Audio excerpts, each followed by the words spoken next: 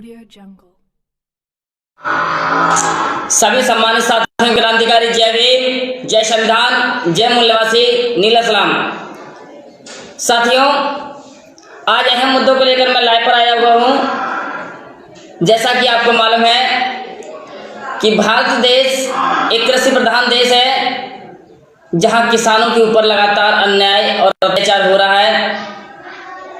देश की जनता लगातार जिन लोगों को आगे बढ़ाने का काम करती है, वही लोग देश की जनता के साथ खिलवाड़ करने का काम करते हैं। निरक्षर लोग, बिना पढ़े हुए लोग, पढ़े लिखे लोगों पर हुक्मरान बनने का काम करते हैं। साथियों, मैं आपको बता दूं कि अब उत्तर प्रदेश में ही नहीं बल्कि पूरे देश में कोरोना नाम की बीमारी दोबारा लौट रही है। ऐसा क्यों? जब भारत में दवा तैयार हो चुकी है, जब भारत में कोरोना की दवा तैयार हो चुकी है, तब भी कोरोना पूर्ण रूप से हावी होता जा रहा है। इसके बारे में आपको समझना होगा। आखिर क्या है ये फिरकी? क्यों कोरोना नाम की बीमारी दोबारा आ रही है? आपने देखा पंजाब में चुनाव हुआ, जहां बीजेपी का सुपड़ा साफ हो गया। पंजाब में चुनाव हुआ, वहां बीजेपी का सुपड़ा साफ हुआ। अन्य राज्यों में जहां भी बीजेपी का चुनाव हुआ, वहां पर इसे भारी शिकस्त का सामना करना पड़ा। साथियों, बीजेपी पूर्ण रूप से डरी हुई है। आरएसएस पूर्ण रूप से घबराया हुआ है और देश में चल रहे देशव्यापी किसान आंदोलन के आगे ये मनवादी लोग कमजोर प्रतीत नजर आ रहे हैं। और जिस प्रशासन की ये बात करते हैं, वो प्रशासनिक लोग भी किसानों के बेटे हैं। साथियों, ये लोग हर मोर्चे पर फेल नजर आ रहे हैं। इसलिए देश में आवाज उठाने वाले लोगों की आवाज को रोकने के लिए जागरूक जनता को एकजुट ना हो पाए, इसलिए ये कोरोना नाम की बीमारी ला रहे हैं। साथियों, इतिहास गवाह है। आप उठाकर देख लीजिए पिछले साल का रिकॉर्ड। जब हमने साइकिल यात्रा का ऐलान किया था, जब हमने देश में समतावादी विचारधारा को प्रचारित करने के लिए एक बीड़ा उठाया था, एक संकल्प उठाया था, भीम आर्मी भारत एकता मिशन पंजीकृत सामाजिक संगठन के द्वारा गांव-गांव जाकर, घर-घर जाकर लोगों को शिक्षा के प्रति, संविधान के प्रति, स्वास्थ्य के प्रति, जागरूक के प्रति और इन भ्रष्ट नेताओं के प्रति जागरूक करने का विचार बनाया था। एक घोषणा की थी। तो उसके कुछ ही दिनों बाद इन दलाल और गद्दार मक्कार नेताओं ने लॉकडाउन लगाने का काम किया। और लॉकडाउन की आड़ में मनवादी आडंबर बनाने का काम किया। इतिहास गवाह रहेगा कि जब देश में महामारी फैली हुई थी, तो देश के बड़े बड़े नेता लोग महामारी को खत्म करने की बजाय भ्रष्टाचार फैलाने का काम कर रहे थे, पाखंडवाद को बढ़ावा देने का काम कर रहे थे, हॉस्पिटल बनाने की बजाय मंदिर का निर्माण कराने का काम कर रहे थे। साथियों, ये आपको समझना होगा। और यही नीति ये फिर दोहराना चाह रहे हैं, क्योंकि ये लगातार हारने का काम कर रहे हैं। जबरन बिहार में चुनाव जीतने का काम किया, जबकि बिहार में ये पूर्ण रूप से हार चुके थे। चुनावी नतीजे खुल नहीं पाए, उससे पहले दिल्ली में कुछ लोगों ने आकर चिल्लाना शुरू कर दिया कि हमारी पार्टी जीत गई। कहीं ना कहीं ये गहरी साजिश है। बहुजन समाज एकजुट ना हो पाए, इसलिए ये कोरोना नाम का भय लाने का काम कर रहे हैं। साथियों, पिछले 3 महीनों से ज्यादा दिल्ली में किसान आंदोलन चल रहा है। किसी भी किसान को कोरोना नहीं हुआ। क्यों? क्योंकि कोरोना नाम की बीमारी नहीं है। मैं भीम पुत्र विजय कुमार आजाद इस बात का दावा भी हमने देश में शिक्षा, स्वास्थ्य और रोजगार के प्रति लोगों को जागरूक करने के लिए, समाज में फैले हुए अंधविश्वास, ढोंग, पाखंडवाद को खत्म करने के लिए पहले से हमने घोषणा की थी कि हम गांव-गांव जाकर लोगों को जागरूकता अभियान के द्वारा, जनसंपर्क यात्रा के द्वारा लोगों को जागरूक करेंगे। लेकिन इन मनवादी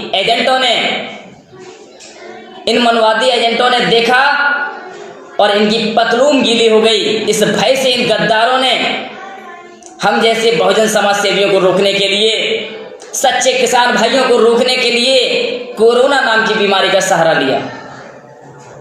लेकिन साथियों, डरने की बात नहीं है। मैं दावा कर रहा हूं कि ये लोग समाज के साथ खिलवाड़ कर रहे हैं। देश में लगातार अन्नदाता भूखमरी का शिकार बने हुए हैं, लगातार अपने हक और अधिकारों के लिए दिल्ली में संघर्ष कर रहे हैं, लेकिन उस संघर्ष को दिखाने का कोई काम नहीं कर रहा। आज किस तरीके से गांधी जी के 3 बंदरों की बात हो रही है, वो 3 बंदर समझने का काम करें। गांधी जी के 3 बंदर थे, बुरा मत देखो, बुरा मत सुनो और बुरा मत बोलो। लेकिन इन्हीं बंदरों के आधार पर देखिए किस तरीके से लोग काम कर रहे हैं। जनता के हक और अधिकारों के लिए मत बोलो, इसलिए जितने भी देश में नेता हैं वो मुंह पर चुप्पी साधे हुए बैठे हुए हैं, मुंह बंद करे हुए बैठे हुए हैं। संसद में कोई भी दहाड़ने का काम नहीं कर रहा और ना ही क्षेत्र में जाकर अपने क्षेत्र में जवाबदेही करने का काम कर रहा है। साथियों, दूसरा, हमारा न्यायालय भी लगातार तारीख पे तारीख दिए जा रहा है, लेकिन अभी तक न्याय नहीं दिया, कुछ नहीं मिलता। कानून भी अंधा हुए बैठे हुए हैं। गांधी जी के दूसरे वचन को फॉलो कर रहा है कि बुरा मत देखो, बुरा होने दो, किसी को मत देखो। ये केवल और केवल कोर्ट कर रहा है। कोर्ट केवल एक ही चीज देखता है कि होने दो, कुछ मत देखो। और नेता भी कहते हैं कि देश को गड्ढे में जाने दो, लेकिन कुछ मत बोलो।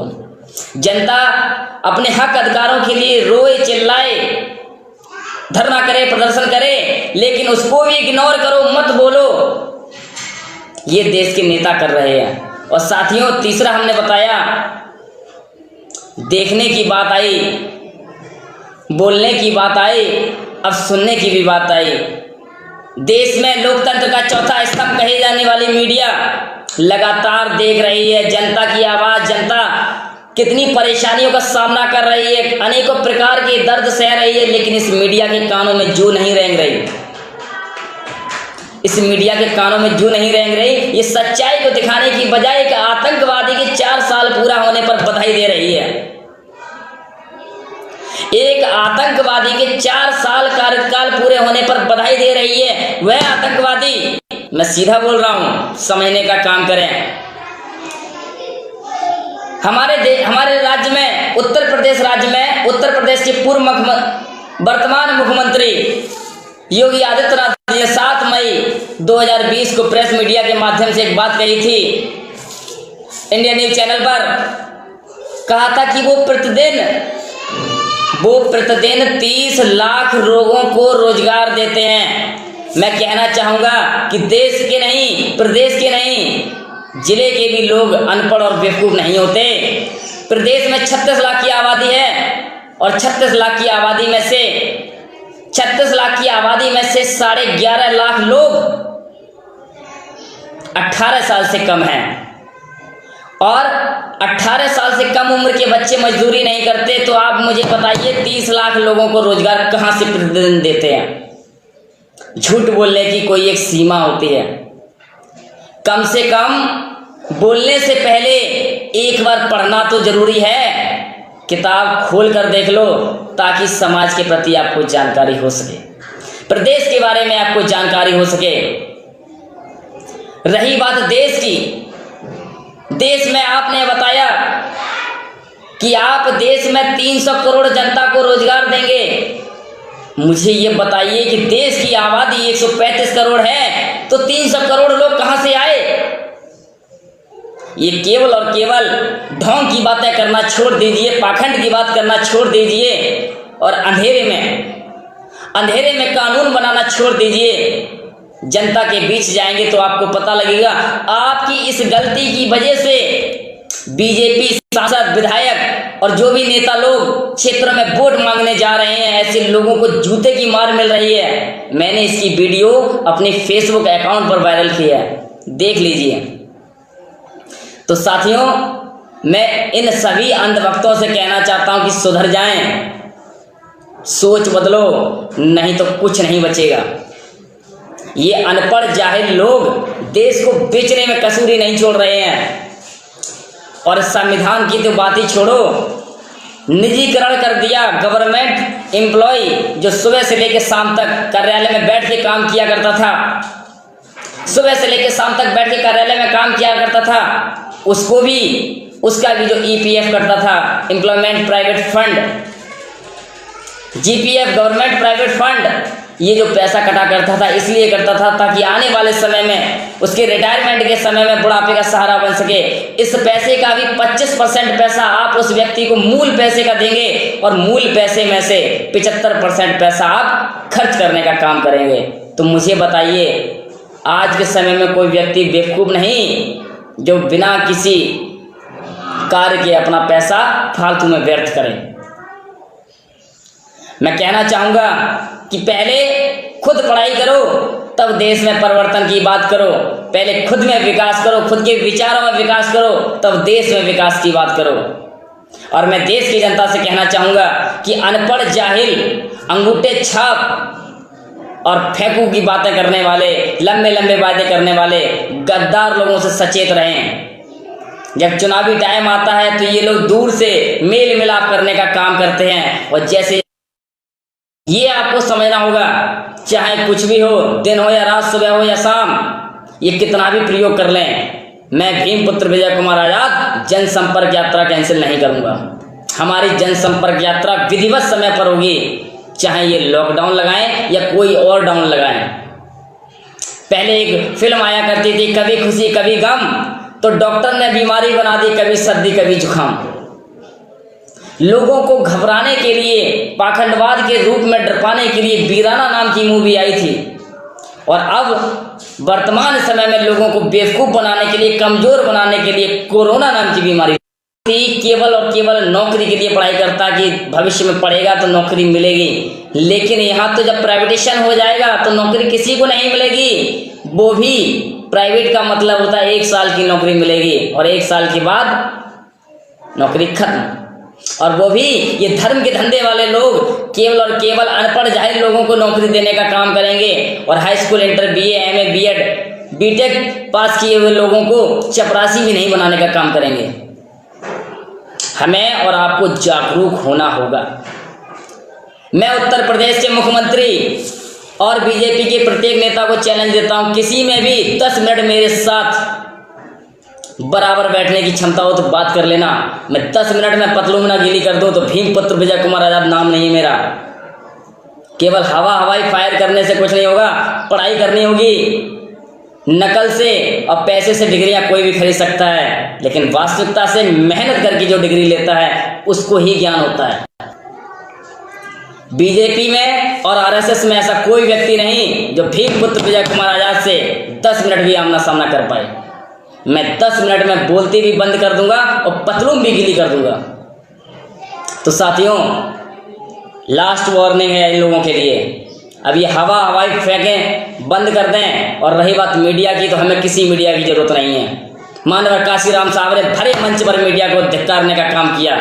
मैं भीमपुत्र विजय कुमार आजाद केवल बहुजन मीडिया को सपोर्ट करता हूं, वही मीडिया जो बहुजन समाज की आवाज़ को उठाने का काम करती है। हमारी लड़ाई मीडिया से नहीं, हमारी लड़ाई प्रशासन से नहीं, हमारी लड़ाई तो भ्रष्ट नेताओं से है जो लगातार अनपढ़ जाहिलों की तरह देश को बेचने का काम कर रहे हैं और बेचने के बाद कह रहे हैं कि देश सुरक्षित हाथों में है। तो साथियों, अब आप ये समझ लें, हम सभी लोगों को एकजुट होना होगा और कोरोना महामारी नाम की कोई बीमारी नहीं है, ये समझना होगा। मुझे बताइए कि जिस तरीके से डॉक्टर बताते हैं 2 गज दूरी, मास्क है जरूरी, 2 गज की दूरी अगर नहीं होगी तो कोरोना पास आ जाएगा। अगर छोटा सा ये मास्क अगर मुंह पे बांध लें तो मुझे बताइए क्या कोरोना रुक जाएगा? अगर ऐसा होता तो मैं पूरा चादर ओढ़ लेता। ये सब फेक है। तो फिर वैक्सीन बनाने की जरूरत नहीं पड़ती, केवल और केवल देश को लूटने की बात आ रही है। साथियों, देश लुट रहा है, आप बर्बाद हो रहे हैं, आपके हक अधिकार छिन रहे हैं। और वो समय दूर नहीं जब देश में अकाली भुखमरी जैसी समस्याएं उत्पन्न होंगी। और इसका कारण केवल और केवल ये अनपढ़ जाहिल नेता लोग हैं, केवल और केवल बीजेपी सरकार है। इन 4 सालों में सर्वाधिक बताया गया था, अभी कल की मीडिया में मैंने देखा, बताया जाता है कि उत्तर प्रदेश में पहली बार बीजेपी पार्टी से कोई व्यक्ति 4 साल का मुख्यमंत्री बना। इन 4 सालों में सबसे ज्यादा क्राइम कराने वाला कोई यदि मुख्यमंत्री हुआ तो योगी आदित्यनाथ। इन 4 सालों में सबसे ज्यादा लूट, हत्याएं, रेप, मर्डर, बलात्कार जैसी समस्याएं इनके सामने आई। हिंदू धर्म के नाम पर लोगों में लड़ाने वाला कोई व्यक्ति हुआ तो यही हुआ। साथियों, मैं कहना चाहूंगा कि समझ लें, बहन जी के शासनकाल में क्या होता था। बहन कुमारी मायावती जी के शासनकाल में ये गद्दार लोग जुर्म करने से पहले 100 बार सोचा करते थे, गुनाह करने से पहले 100 बार सोचा करते थे। साथियों, कानून व्यवस्था तब थी, और जो कानून व्यवस्था की बात कर रहे हैं कि हमारे में कानून व्यवस्था अच्छी चल रही है, तो सन 2007 में संसद में उत्तर प्रदेश के योगी आदित्यनाथ बच्चों की भांति फूट फूट कर रो रहे थे, बिलक बिलक कर रो रहे थे, कह रहे थे कि उत्तर प्रदेश की पुलिस बहुत ज़्यादा सख्त है।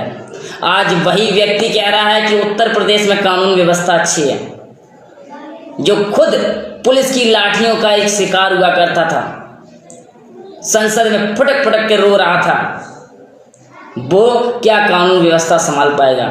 साथियों, मैं कहना चाहूँगा इस लाइव के माध्यम से बीजेपी सरकार के सभी लोग सुधर जाएं, सचेत रहें, क्योंकि आपके आकाओं की गलती की वजह से बीजेपी के विधायक और पदाधिकारी गांव-गांव जाकर जब मीटिंग करते हैं, विकास की बात करते हैं, वोट की बात करते हैं, तो पब्लिक फूल मालाओं की बजाय लात, घूंसे, डंडे और जूते से वर्षा कर रही है। इसकी वीडियो मैं साझा कर चुका हूँ आपके बीच में। ये किसी एक गांव की बात नहीं है, हर जिले की बात है, ऐसा हो रहा है। अब आपको वोट नहीं मिलेगा, आगे आप समझदार हैं। उत्तर प्रदेश में मुख्यमंत्री यदि कोई अच्छा था तो केवल बसपा गवर्नमेंट में, यदि कोई सरकार मजबूत है तो बहुजन समाज पार्टी की सरकार है। इसलिए उत्तर प्रदेश को बचाना है तो बीजेपी को भगाना है, उत्तर प्रदेश में कानून व्यवस्था को मजबूत बनाना है तो बसपा को जिताना है, बसपा को सत्ता में लाना है। इसलिए मैं बहुजन समाज पार्टी को मजबूती प्रदान करने के लिए और इन गद्दारों को मुंह तोड़ जवाब देने के लिए इनके क्षेत्र में पहुंच रहा हूं। जय भीम, जय संविधान।